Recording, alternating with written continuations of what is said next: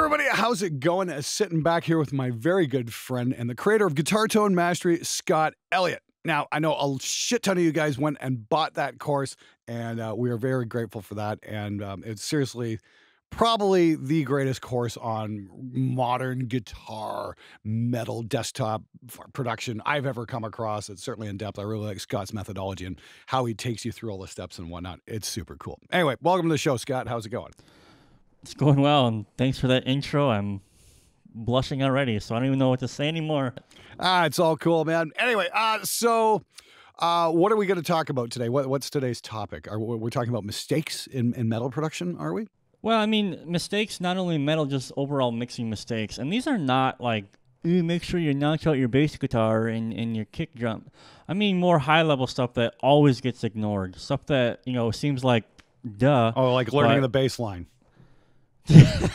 Something like that. But these are things that even I just overlooked, didn't do. Okay. And then when you start to take these things more seriously, the pieces of everything else fall together in the bigger picture. All right. So what do you got for us? Well, the first one that's really important to me is separating technical and creative tasks. So don't do any technical tasks when you're supposed to be mixing, right?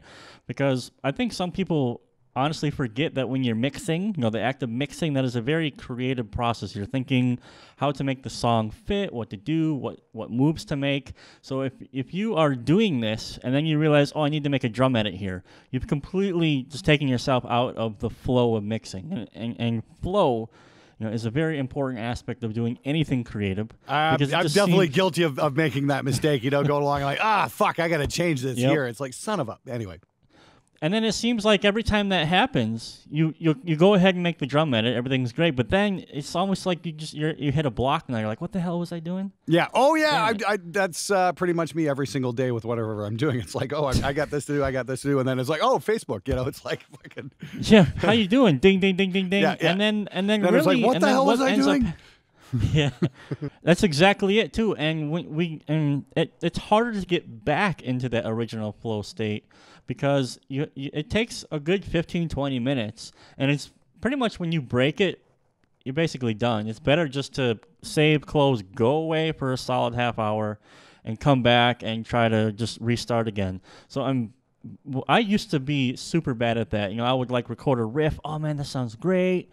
I'd write some drums, and then I'd be completely stupid and try to start mixing everything at the same time right away. Hadn't worked on the bass yet. Didn't think of anything really about song structure or really complete the song, but I was trying to do everything at the same time. And that's just a super bad idea. And especially when I started getting more and more clients, need to get more work done faster, you really understand, there is basically a linear progression that you need to work through, as in technical tasks first, then mixing. Because if in the mixing stage, those technical questions need to be solved already. You know what I mean? Like what the drum tones and all these things and what kind of sound and guitars you're going to go for. These are more technical things that you have to decide with the band, for example, so that when you put it in context with all the other instruments in the mix, you can start, being creative and going, this is cool, this is cool. But yeah, don't do technical tasks when you should be mixing. Right. Okay, fair enough. That makes perfect sense to me as well. I mean, yeah, with mixing, what you're trying to do is you're trying to strike a balance between the instruments. It's like, let's get the kick and the bass working together, how the guitar's sitting in there, where should the vocals be? And that should be, like printing mixes, running out, checking on the car stereo, that kind of stuff. That's your mix process, not, I need a timeline, everything, and, get everything like super perfect, because, yeah, that makes music so much better. But I mean, unfortunately, even if you have to do that, that should be done before you mix, though. Oh, absolutely. I completely agree. I mean, I would always do that. Hell, I'd usually do drum edits before I'd even track the guitars. I'd have the guitar player come in. That's a really good idea. Yeah. Yes. I'd have the guitar player come in, lay down a scratch track, and then we'd hit the drums, and then I would actually do all my drum edits, and then we track the real guitars on top of that. And absolutely. That way you don't have to edit the guitars after. Yeah, there's nothing worse than having a really good drum performance and then a guitar player comes in, does a great performance, and then everyone's just a little bit all over the swimming place. around, and it doesn't make sense. And then no matter, see, the other thing too about doing it like that, Glenn, is if you do all that, the bass stuff first, then you add the other elements of the mix, it'll all lock in better. Oh yeah, you can't I just completely record agree. musicians and then edit them all they don't. They Well, somehow that seems don't to come happen. together. That seems to happen way more than I think it should. And for the record, I really hate doing productions that way. I think it's a necessary evil at this point, but it is what it is. So what's next there? What's next there? Oh, great bearded wise one. This one took me a long time to understand, and that because when people would say like, "Hey, you need to have a vision for the mix," I'd be like, "What?" Yeah, exactly. It's like, yeah, here's my vision. Let's hear everything. It's true though. Yeah, it's true. You should not be mixing without at least a plan or an idea.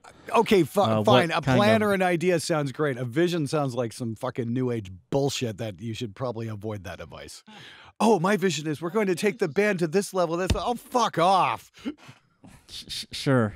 But I mean, the vision in terms of the mix, I think any word, idea or at least a roadmap, and this is where the reference tracks, this is a confusing topic, I think, for some reason, and it really shouldn't be, why you need a reference track. I saw a lot of people on the forums back in the olden days, hey, just get a reference track and mix it to sound the same.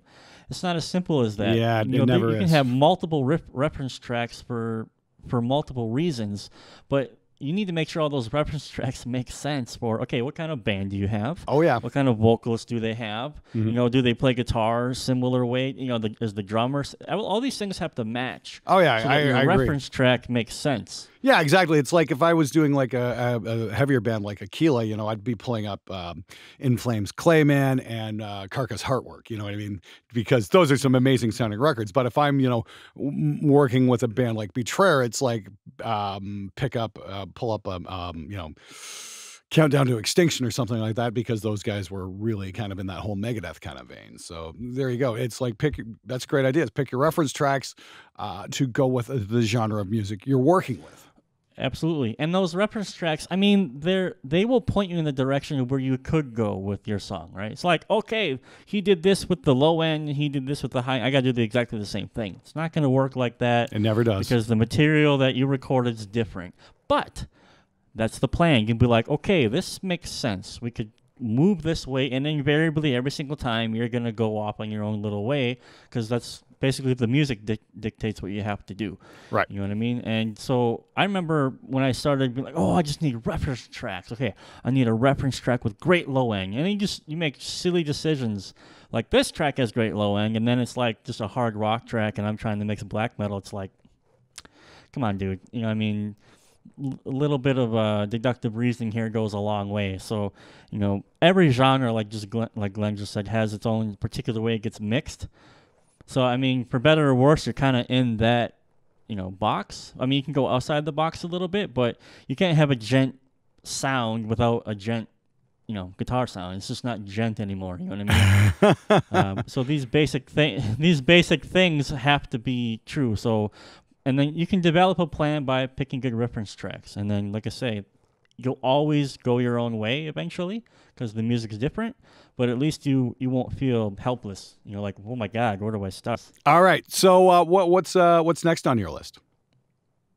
Failing to practice. Failing to practice mixing? Failing to practice your instrument before tracking? What are you talking about? All of the above. Okay. I mean, if you are going to focus on mixing, okay, this encompasses everything. I think sometimes a lot of people just, okay, I need to practice mixing. Let me just mix guitar. No, mixing means mixing is if you're playing an instrument and mixing, that also extends to your instrument. How to play it when you record, how to connect it properly when you record, making sure those processes are quick and you don't have to think about it. How do you operate in your DAW? Okay, do you use the same movements all the time? Make key commands. You know what I mean? In Cubase, I have 3 key commands where I can have a track and a folder and a bus all within seconds. And you don't get lost in menu diving, right? Right. Which is a technical task, and you can lose flow like that. So these are all things that you have to practice. Practice setting up a session. Practice importing tracks. Practice trying to figure out tempos if something goes bad. You know what I mean? Practice inserting different meters, different tempos, tempo tracks, trying to do crazy tempo tracks and line up things. Because it's not just mixing. Mixing, is sort of like the easy part. Yep. Because that's where you get to sit down and be like, okay. And actually make fucking music. right? And then, but moving around the DAW, going, oh, I use this function all the time, and I'm tired of going to the audio devices, processes. Let me just make a key command for it. Right. Done, right? And then, and that way you keep your flow, and it becomes a creative process now, because it's an extension of your mixing workflow, right? Not, right. You know what I mean? But you have to practice that stuff. It's just like guitar. You can watch Eddie Van Halen tap, but you're not going to be able to tap. I mean, at least not like him for a long time, unless you're supremely gifted. You know what I mean? You still have to sit there and figure out the mechanics. How does it work? You know, where does my hand need to be? My fingers are a bit shorter, so maybe I need to bring my hand up a little bit on the fretboard to cut. These are all the things that you have to do. Right. Finding the little details of how your DAW works. You know, if you're using Reaper, customizability to the nth degree. You can have it however you want. Maybe you're using a different DAW, and not every DAW is perfect, so maybe you have to do things a little bit differently in your DAW to get a similar result that someone else does in Pro Tools or something like that. But you have to know how to do that, because practicing will develop the speed where you can make quicker decisions and get faster, and you can do more work quickly, but your quality will stay high. So it's not practicing is really a fault that I totally had, because I would just watch a ton of YouTube videos, read a bunch of articles, be like, I got it. I know how to mix bass. Absolutely not true. Because I would get a bass track and a kick drum, and the first thing I would do, shit, I don't know what to do here. I don't remember. Let me open that video again. And that's where the practice actually began. Opening the video, going step by step, trying it myself. Sure. Yeah, that totally makes sense. Anyway, okay, so yeah, tell us a little bit about your course. It's called Mixing Extreme Metal, and what's it all about? What's going on?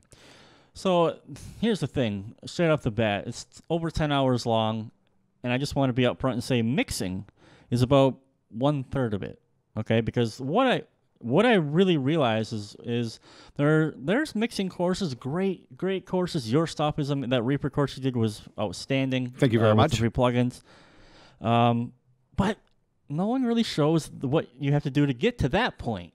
Like all this stuff that you have to do that we just talked about, like, hey, you know, do the technical tasks first, then start mixing. What does that even mean? Because truth be told, you know, a lot of professionals, they have assistants that do all that stuff for them. They just get the ready-made session already set up, and they just start mixing. So this is a beginner's level course then? Yeah, it's beginner's level. Oh, fantastic. Showing everything you need to do to before you even start mixing. So I show you how to look at the drum tracks, make sure everything's in phase, how to fix phase if it's not fixed, what to look for, what particular problems, because this is the time now, like if you're working with session musicians, you can be like, hey man, these 4 bars here aren't, you know, try and punch these in and try and redo that riff. That's not going to work here, which did happen. We talked with the guitar player who did a freaking outstanding job, Polish guy. I'm not even going to try to say his name right now, but amazing guy. His name's in the credits in the course. But, you know, there were some issues where I was like, you know, could you just retract that part right here? Really good job. Just please retract that. Stuff that you can't do when you're mixing, right? Sure. So things that you can do pre-production, as you'd like to call it. Looking at all the drums. I edit the drums for you. Yep. I show you how to do it. I show you slip editing, which is manual editing, not algorithmic. Yeah, it's always fun. I've never actually come across anything I've never come across any kind of automated system that works great for extreme drums. Slip editing is always far easier. Yeah, because you can set up key commands to change the grid alignment and the snap settings, so you can go right on the fly. Yep. Because no drummer just goes dun dun dun dun dun. Yeah. It's usually some combination of triplets or 16ths into 32nds, and then like 2, you know. Yep.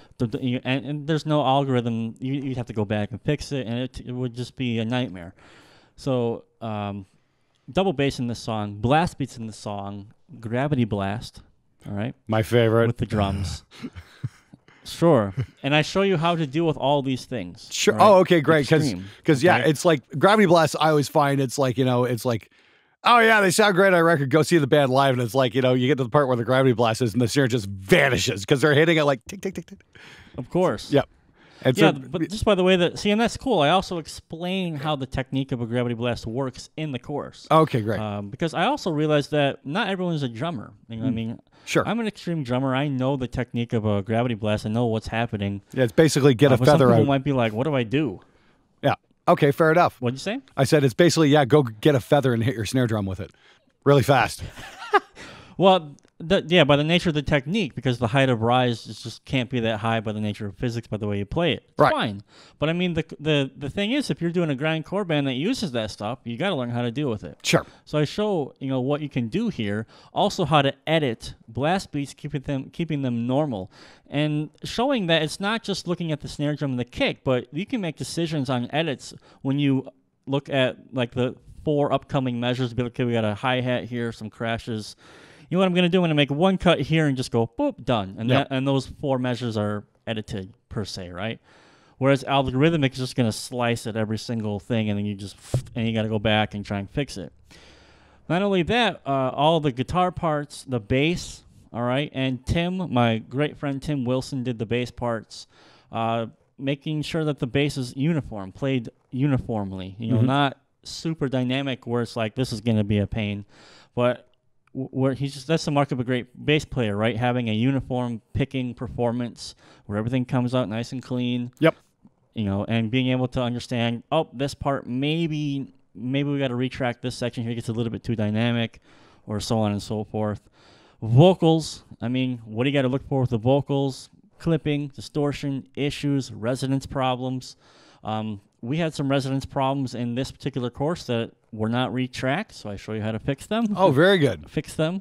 There's also a section where Tim did a full-on, 25 tracks of choral doubles and vocals. Sweet. Where we condense all that down into 4 major stereo wave files, because people sometimes, they want to, it's sort of like, hey, I got the bigger session, I'm more badass. It's like, well, more tracks actually equals more work. Challenges. More work. It's more complicated. Exactly. So pre-production is all about, what can I get rid of? What are the things that I can do now so that I don't have to worry about this when I'm mixing? Right. So we consolidate some drum tracks. We can consolidate a ton of vocal tracks. All right, and we look at the orchestral tracks. Oh, which very good. Also had to be consolidated and heavily worked on to fit them in the mix, right? Oh, yeah. So there's so much stuff that you can do. Sure. I get that all the time, like working with Protocol, because they try and jam 10,000 tracks into it and down to a 2-bus, and it's like, what do you do here? You got to start making choices. It's like you got to start, simplifying things and try and make everything work together. So that's really cool. So can we hear it? Can you show us something cool about it? So this all looks pretty simple, right, Glenn? But if I just do this. Yeah, there we go. Hello. Oh, lots of automation. Wow. And these are on bus tracks here. I got automation on the individual vocal tracks. And again, it seems like automation just was one of those topics that, I know you covered it in the Reaper course, but on the whole, it just seems like, mix, and then I would automate later. Yeah. Well, what the hell does that look like? Well, here you go. So, I mean, there's a huge video about automation. Wow. So here's a little section here. The solo just played, a bunch of stuff going on. Let's have a listen.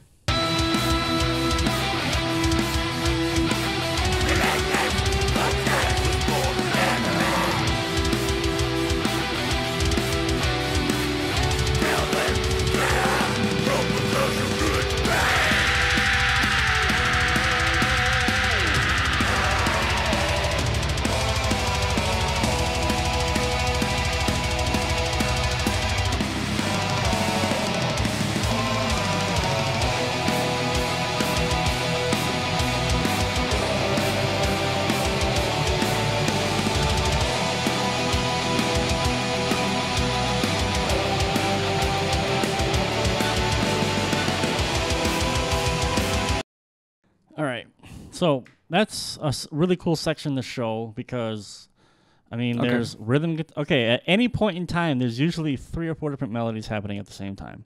Rhythm guitars, these melody guitars that I have here. You got the vocal tracks here.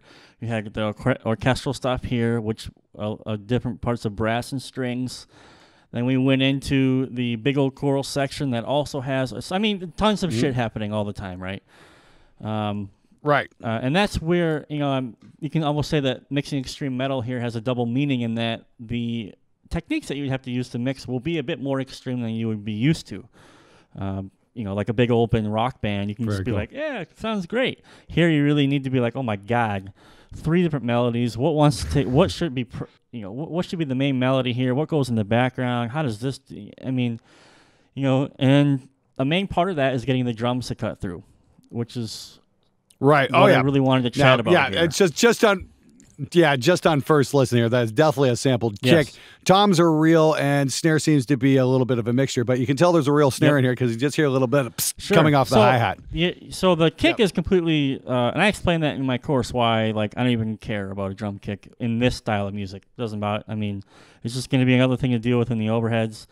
Snare though. For the record, I did an awful lot of records where we used like natural kit, except for the kick. And after 20, 25 years of that, I've managed to get away from that and go all real. But that's you gotta have a certain skill set to be able to pull that that's off. at the source. That's pre-production where you're sitting in the room with the drummer, getting mic distances, angles, how to get everything, and the drummer obviously. Oh yeah, right. Right. This is going to be much more similar to the situation a lot of you guys out there are going to be dealing with. So, and this is the thing, for the amount I rant and rave about drum samples, this is a much more realistic situation you're going to be in than what I do. Sure. We can't just get to a drum room, bring a really good drum room and be like, all right, dude, let's get some mics set up and stuff like that. Most often it's going to be a session musician. I hired Kevin Paradis. He's a drummer in Benighted. Freaking outstanding drummer.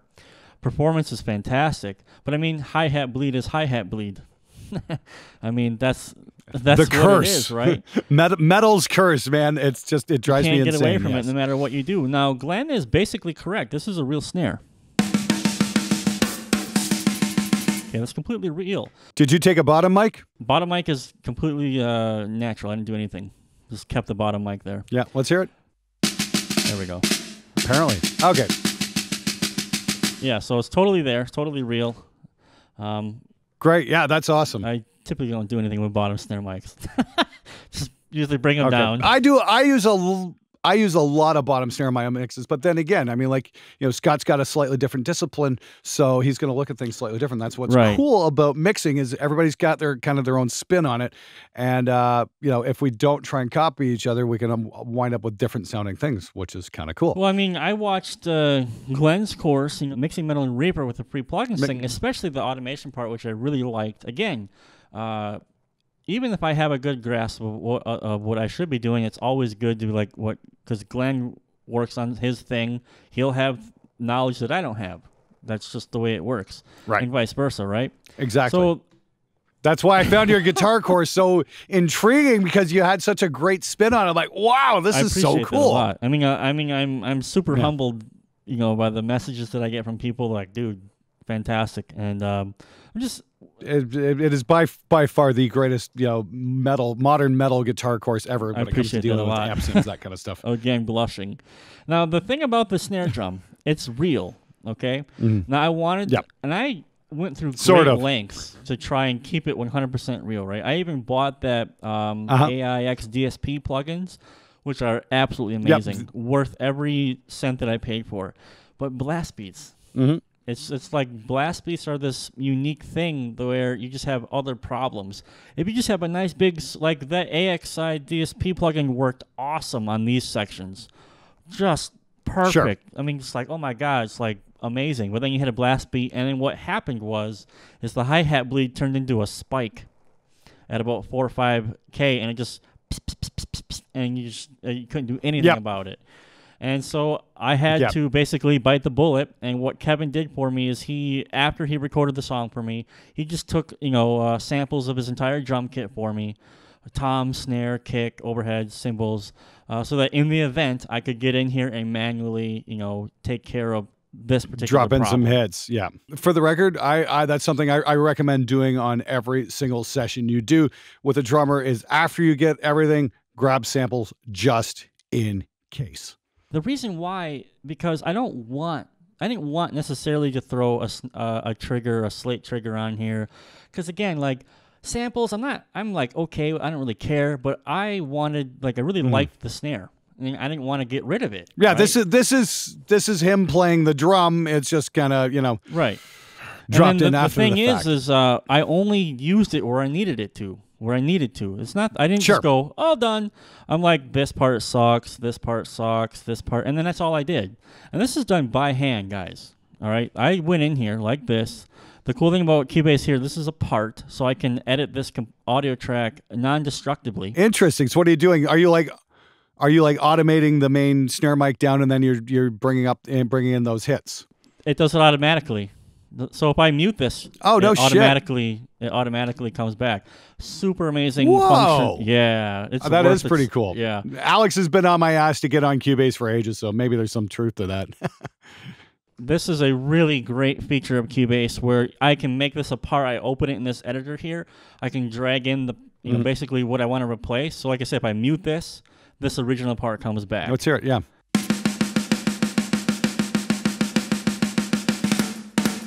So it's 5 different samples, so it still sounds realistic, but obviously the hits are really nice. All right, and then this is with the samples muted.